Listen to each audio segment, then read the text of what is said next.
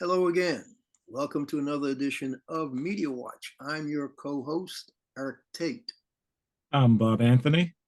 I'm Raymond Peterson. And I'm their friend and guest, Alan Singer. Thanks for joining us again, Dr. Singer, educator, historian. Always happy to have your expertise with us. We're doing this session a Thursday before what normally would be a Monday airing, but these shows pop up whenever Manhattan Neighborhood Network decides they're going to pop them up in their change of space, and we'll roll with the punches, but we'll put it up on YouTube and LinkedIn and EVT Educational Productions, Zoom, and eventually Manhattan Neighborhood Network is helping us put this before the general public. And by the time it airs, when we put it up on YouTube, it won't be that long, but MNN might be a bit longer, but we'd be remiss if we did not talk about the loss of another giant and iconic figure in Mr. Harry Belafonte.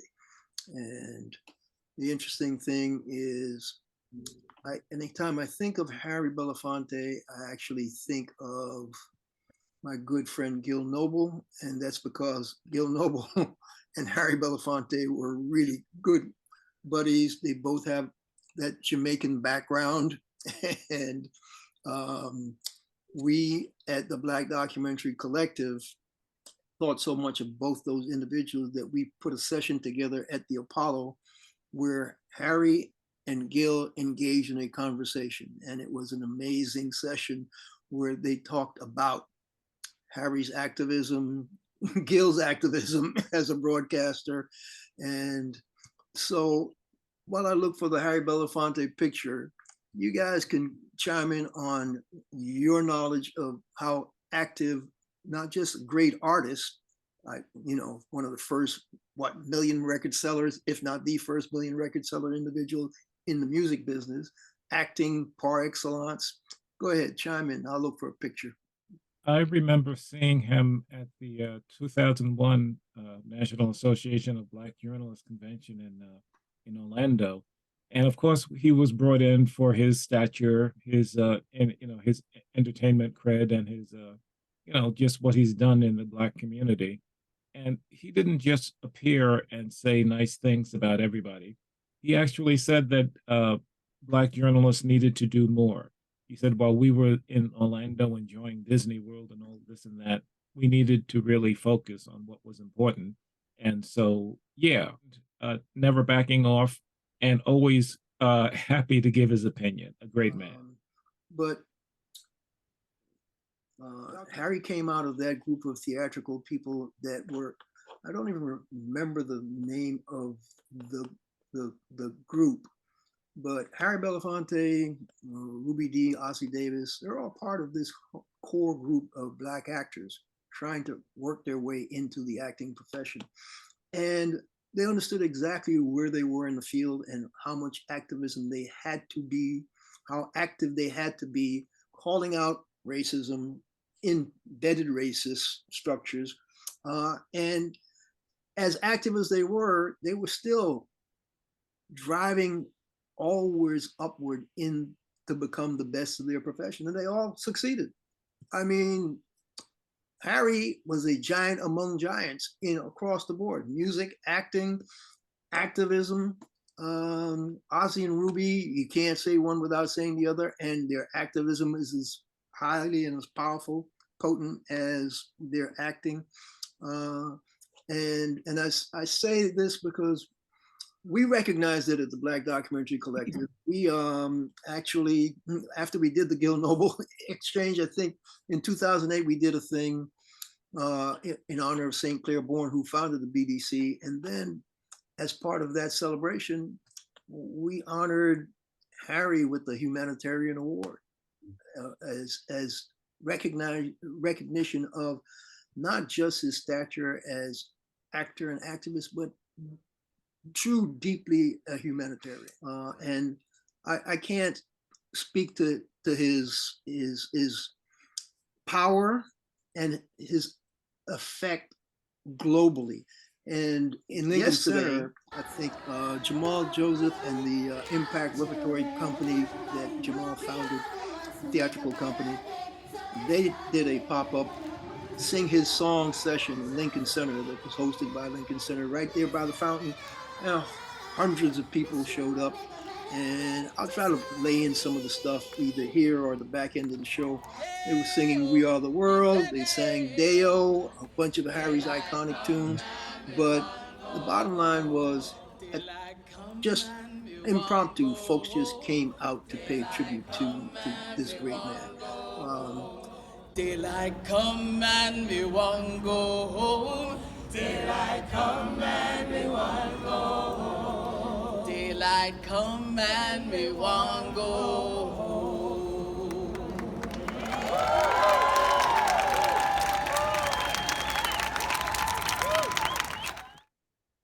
Well, I remember as a child, I think that Harry was probably one of my first heroes. Certainly one of the few people that I could identify with in show business. But I used to drive my mother crazy running around, Deo, trying to emulate him in song. You know, and I can remember her getting very annoyed with me about that, even though she was a big fan of Harry Belafonte. Mm-hmm. Yeah, but he's always been an idol to me. It's soft-spoken, but heard widely.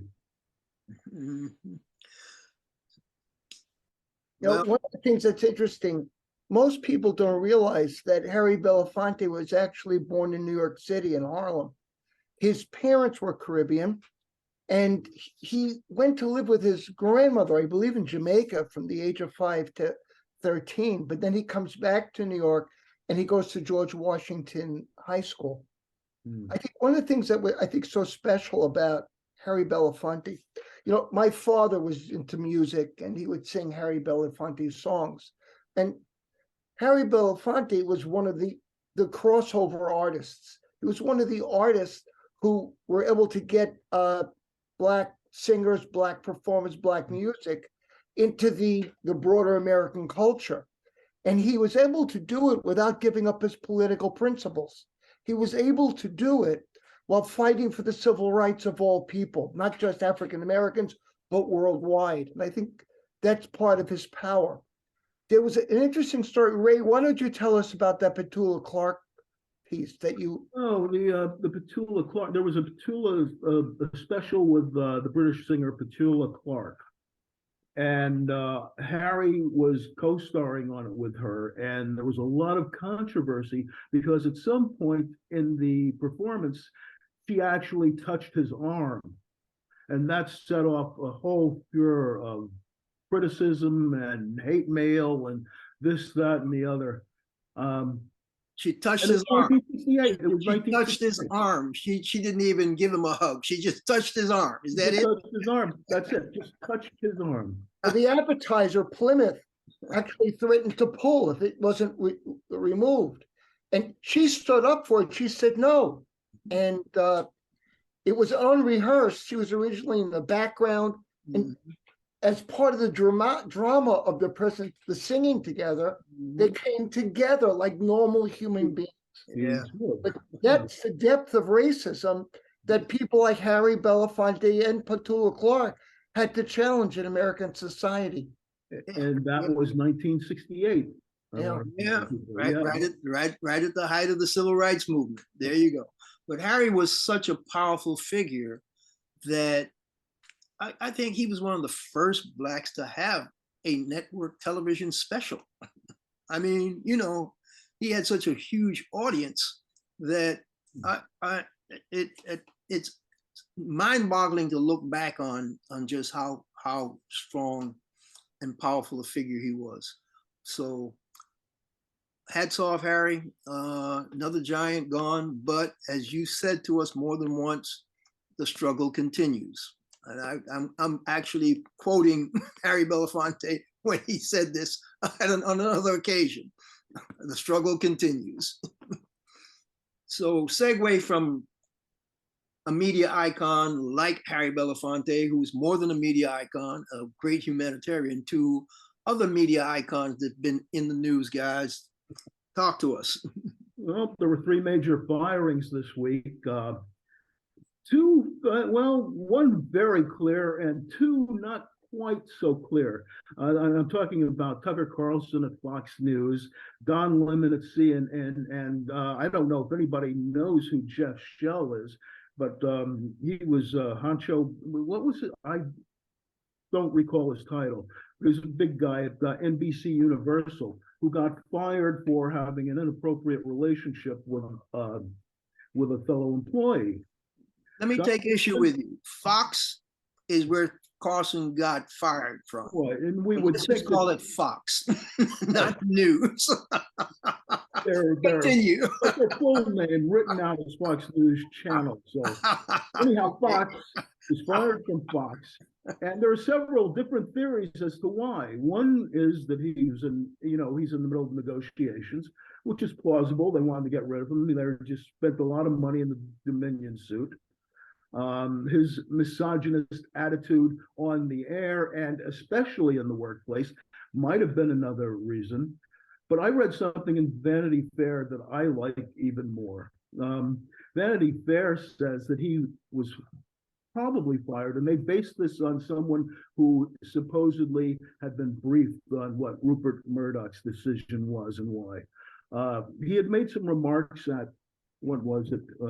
He'd made some religious remarks at a dinner on last Friday where he espoused some religious beliefs. And apparently, according to Vanity Fair, Rupert Murdoch was outraged because, and I quote, that kind of talk freaks him out, meaning Murdoch, religious talk. So I don't know what the story is there. One of the things that Carlson said at that dinner was that he equated abortion with child murder. And he said that people should take 10 minutes a day to pray for what he believes is right.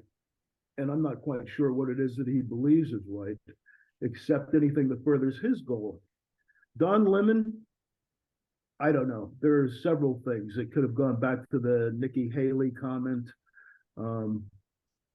Enlighten our viewers on the Nikki Haley comment. Well, Nikki, Nikki Haley had made a proposal that perhaps older politicians should have to take a competency test. And Don said something about, and I can't quote him because I don't have that in front of me, but he said something about her commenting on this when she was not in her prime either. That's close enough. Prime, maybe until you're 40, I think he said. And Nikki Haley was a little older than that.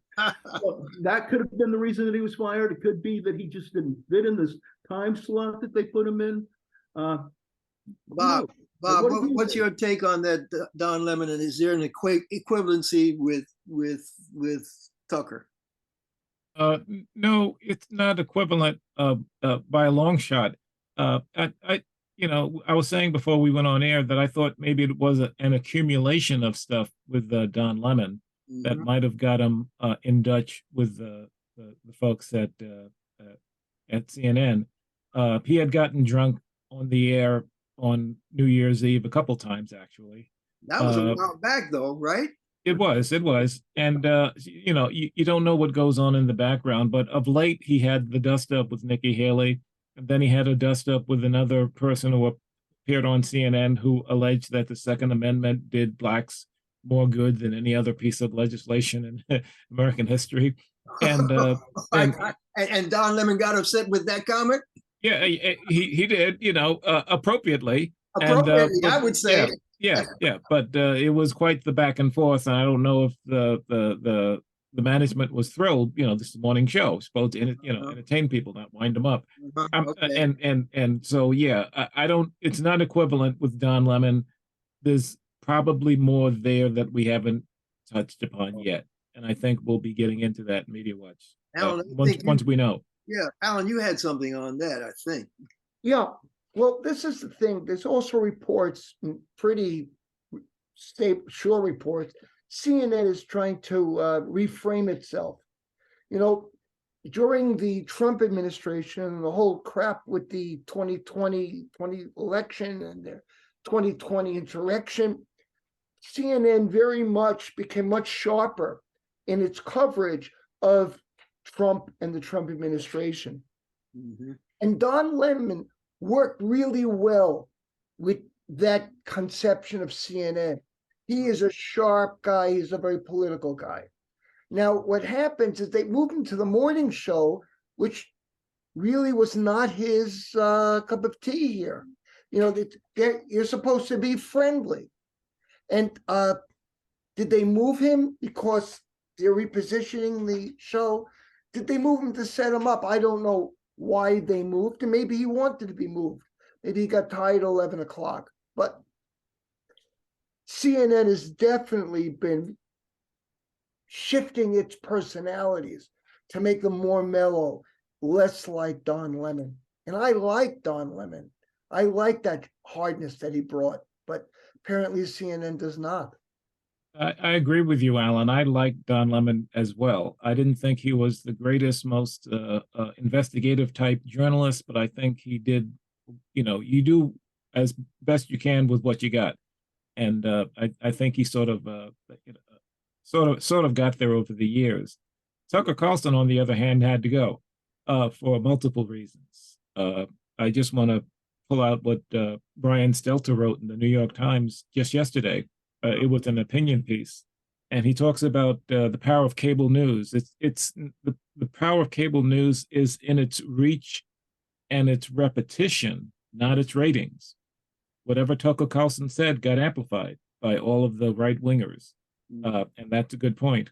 And Stelter also says that Fox News, and I hate using that term, Eric, is primarily a conservative entertainment operation and a Republican Party organ. The news doesn't come first or even second at Fox, and the reporters there know it. So yeah, it's a mess over there at Fox, and this is the beginning, I hope, of some flushing of the garbage. Yeah, but are they cleaning house for moralistic reasons, or are they just trying to shore up their corporate image? Is it self-aggrandizement, or is something really happening? Is the atmosphere in the newsroom really changing? I can't speak to whether they're doing it for moral reasons or not, but I know bottom line is Tucker Carlson was the lightning rod that cost them $787.5 million. And so they were looking for any reason, I think, to axe him. Interestingly enough, I was watching some late night stuff, and the NBC late night guy, Seth, can't think of his last name right now. You guys help me out. Seth Meyers, did you say? Seth Meyers, right? For some reason, I'm having a mental block on Seth Meyers. He was saying that the axe dropped real sudden because Tucker said, "I'll see you next Monday." And Monday night, somebody else was in his chair. So he didn't know he was being fired. And his agent didn't know he was being fired. And the whole problem with the bottom line money thing is, because his contract has a long time to go, is he going to come back with a suit? Because I expect Don Lemon to come up with some kind of suit because his contract isn't up either. So that's another country we will hear from, I think. But Seth Meyers was saying the scuttlebutt from wherever his scuttlebutt sources are is that Fox dropped the axe immediately, stays the bottom line, and they did it knowing they were not going to get any pushback because they've been building a dossier of dirt on Tucker Carlson over the years so that if he comes at them, they're going to drop like a ton of bricks, this dossier that they've been compiling. And he was just cracking up saying, imagine going to work for somebody and all the time you were working for them, they're just busy building a bomb shell to drop on you should you ever decide to go to war with them. And I thought it was kind of hysterical. And is it a conspiracy theory that's floating around Tucker Carlson's firing? The purveyor of conspiracy theory now has a ton of conspiracy theories swirling around why he was fired. With the Don Lemon story, I'm not sure.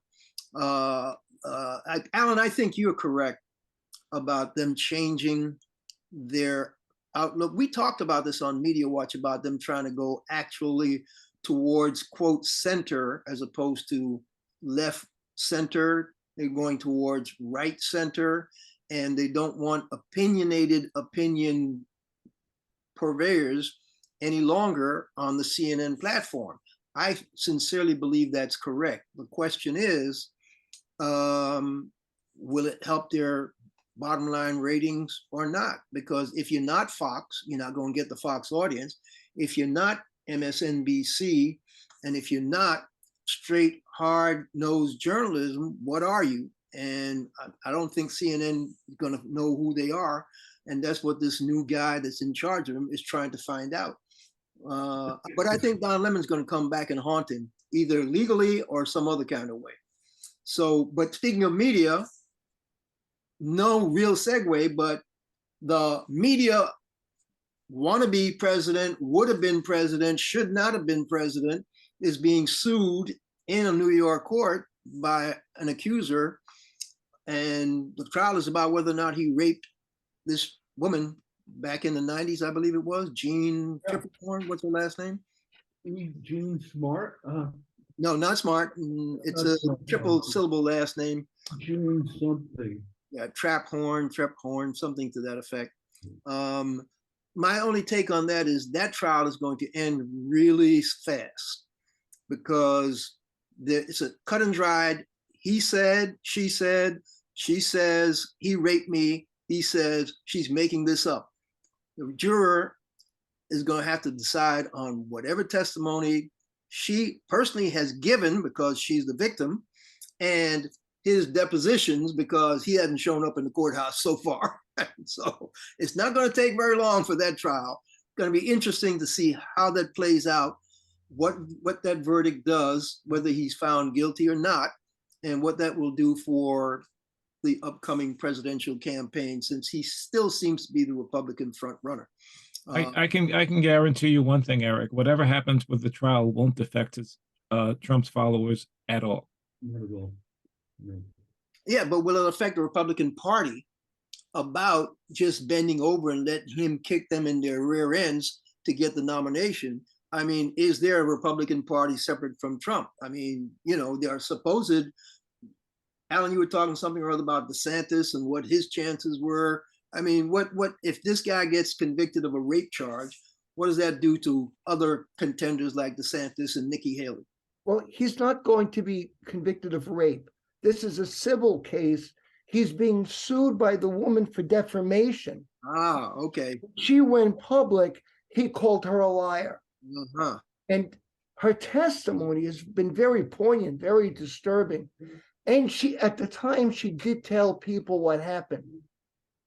But he was a mega celebrity, and she just felt if she reported it, no one would have believed her. But it's she's suing him for defamation. Okay. He quite literally could. He's not going to go to jail, but he could get hit with a big bill. And the defamation will be because he lied, calling her a liar.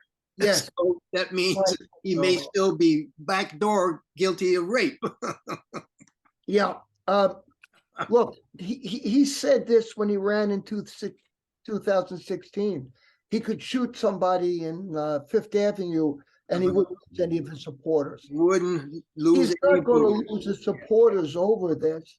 Yeah. They'll just argue it's fake news. Yeah, okay. What the issue will be, will he lose the swing voters? Mm-hmm. Now, in the Republican primary, it's very heavy MAGA. But when it comes to the general election, as we saw in 2020, there are a lot of swing voters who can't stomach that kind of stuff. And that's where it may impact him. And we have about 2 minutes left. Well, in that 2 minutes, do we want to do a quick police roundup? Because Raymond, you had a nice, interesting story. Sure, yeah. The Brionna Taylor case, the young woman who was shot because the police entered the wrong apartment. Louisville, yes. Brionna Taylor was killed. Well, the main shooter who fired off 16 shots was never convicted. Everybody was exonerated. But Miles Cosgrove, the police officer in question, was rehired in another county, Carroll County. The Carroll County Sheriff's Department rehired him as a police officer, as a deputy. Okay. As you said in your email, the beat goes on. That's happened before. The guy who shot Tamir Rice had been fired from a previous police jurisdiction 2 towns over, if I remember correctly, somewhere outside of Cleveland. And then he got hired as a cop and not long after killed his 12-year-old. Tamir was 12, right? Look, Something like that. we're looking at inappropriate policing being brought back in New York City as well. The stop and frisk was stopped because a violation of the constitutional rights of people who were being Black and Latino were being stopped in the street for no justification. Now it turns out that Mayor Eric Adams, who was a police officer and is African-American, has reinstituted some of those policies. And lo and behold, in the latest iteration of stop and frisk, 89% of the people who got stopped and frisked were Black and Latino. The police and the New York Civil Liberties Union have said, yeah, but 65% of these people hadn't done anything. So what we have are really police just stopping people who have not done anything, who when they were frisked, they had nothing on them. And we're really bringing back that kind of hostility between the police and the Black and Latino communities. All right. And with that, we're just about out of time, Eric. All right. We need to call out this mayor. So let's pick up on that on a future show. Thanks again for joining us, folks. This has been Media Watch. I'm your co-host, Eric Tait. I'm Bob Anthony. I'm Raymond Peterson. And Alan Singer, their friend and guest. Thank you for having me. Catch us on EVT. Our YouTube handle is Media Watch EVT, correct, Bob? And we'll also be on LinkedIn. Stay safe, folks. Catch you the next time. We love you, Mr. B. We love you. We love you. Rest in peace, rest in power, rest in praise. We love you.